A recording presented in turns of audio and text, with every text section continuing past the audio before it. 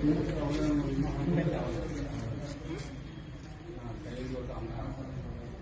കാണുന്നതാണ് സാക്ഷാൽ ഈനാമ്പേച്ചി.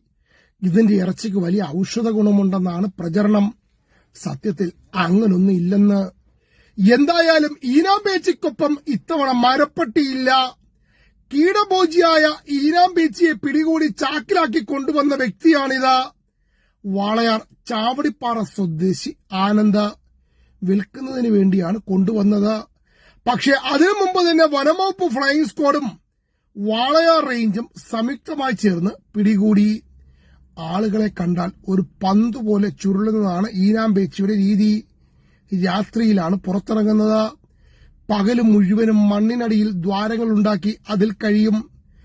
പുറത്ത് കട്ടിയോടുകൂടിയ ശൽക്കങ്ങൾ ഉള്ളതും ഈനാമ്പേച്ചിയുടെ പ്രത്യേകതയാണ്.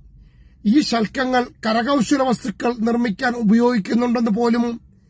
ചിതലും ഉറുമ്പുമാണ് ഈനാമ്പേച്ചിയുടെ പ്രധാന ഭക്ഷണം. മരത്തിന് മുകളിൽ കയറി ഉറുമ്പിനെ കണ്ടെത്താൻ ഇവർക്ക് പ്രത്യേക ബിരുദുണ്ടെന്ന് പോലും. അന്ധവിശ്വാസങ്ങളുടെ ഭാഗമായും ഈനാമ്പേച്ചിയെ ആളുകൾ വാങ്ങുന്നുണ്ടെന്ന്. കേരളത്തിൽ ഈനാമ്പേച്ചിയെ അപൂർവങ്ങളിൽ അപൂർവമായി മാത്രമാണ് കണ്ടെത്തുന്നത്. അതിനെയാണ് പിടികൂടി ചാക്കിലാക്കി വിൽക്കാൻ ശ്രമിച്ചത്. വനം വന്യജീവി വകുപ്പ് ഷെഡ്യൂൾ 2 ഉൾപ്പെട്ട ജീവി ആയതുകൊണ്ട് തന്നെ വിൽക്കാൻ കൊണ്ടുവന്നയാൾ ജയിലിലുമായി.